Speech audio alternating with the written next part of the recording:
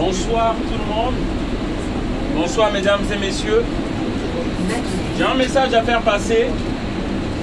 Rassurez-vous, c'est pas pour faire de l'aumône. J'ai un message à faire passer par rapport à ce qui se passe en Afrique, dans le monde.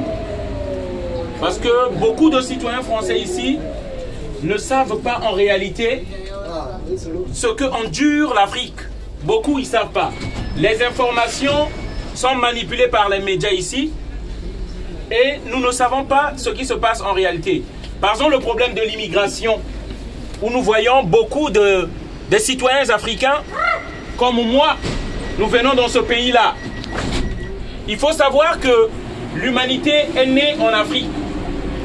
C'est pourquoi on dit l'Afrique est le berceau de l'humanité. Mais cette humanité-là est divisée. Parce qu'il faut savoir, dans le monde, il y a toujours des marionnettistes et des marionnettes. Comme j'ai dit, j'aimerais parler ici d'Afrique. Il y a des guerres en Afrique. Il y a du terrorisme en Afrique.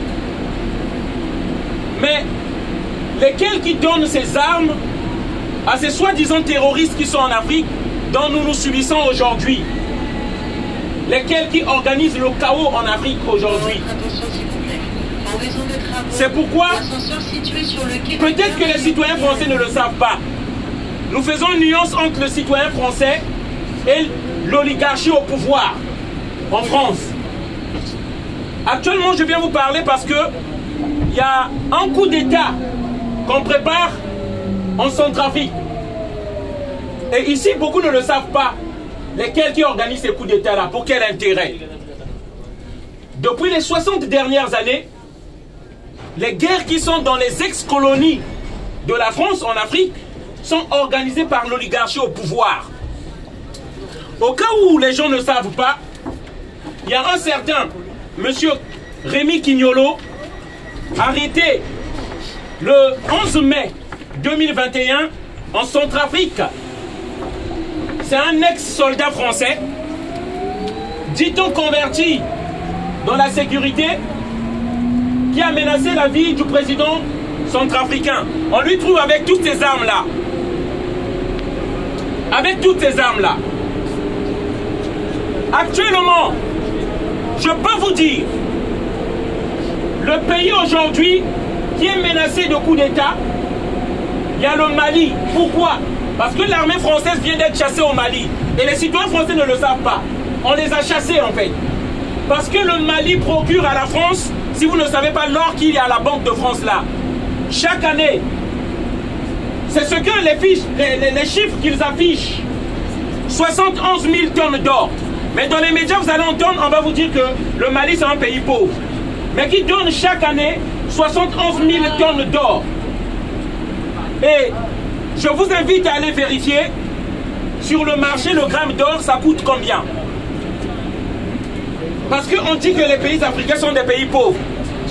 Il n'y a pas le cacao, par exemple, dans ce pays-là. Mais chaque matin, les gens prennent le café. Mais demandez les cultivateurs du café, ils gagnent combien en Côte d'Ivoire?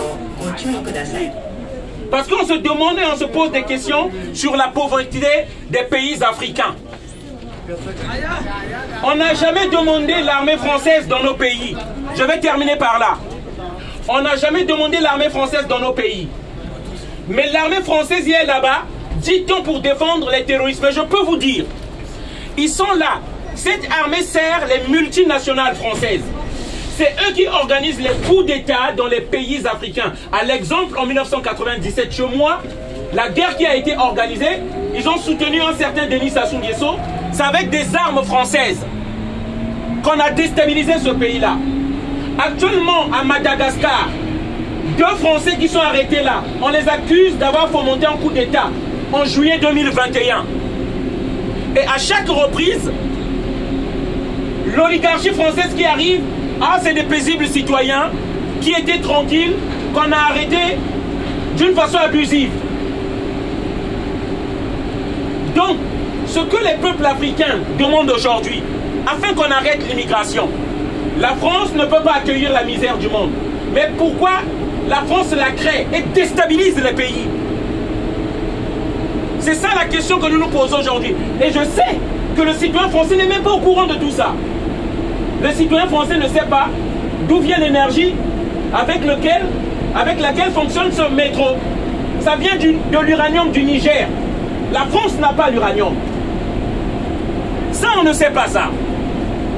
Et pour ça, je peux vous dire, on organise la pauvreté dans les pays africains, ce qui provoque ça. On n'a pas d'autre choix. On nous impose des dictateurs, des présidents que nous ne voulons pas. Certains vont nous dire, mais c'est la faute de vos dictateurs. Non. Ces présidents-là sont imposés par la force, par les dirigeants occidentaux.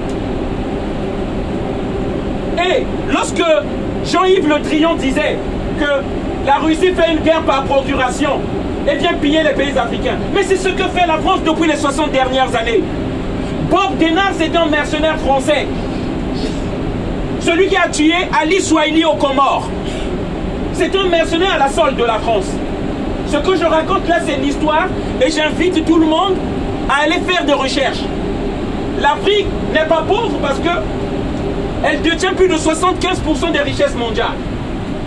Mais on a appauvri l'Afrique par cette oligarchie qui a confisqué les richesses du monde et qui divise les peuples. On a légitimé l'esclavage, soi-disant que l'homme noir n'avait pas d'âme.